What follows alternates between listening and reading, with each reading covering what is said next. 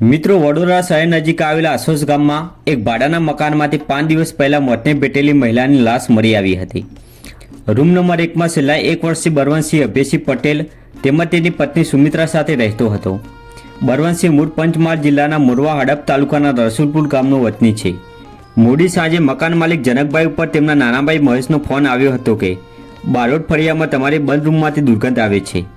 બાદમાં જનકભાઈ અને તેમનો પુત્ર બંને બારોટ ફળિયામાં જઈને જોતા રૂમ બહારથી બંધ હાલતમાં હતી અને અંદરથી સખત દુર્ગંધ મારતી હતી.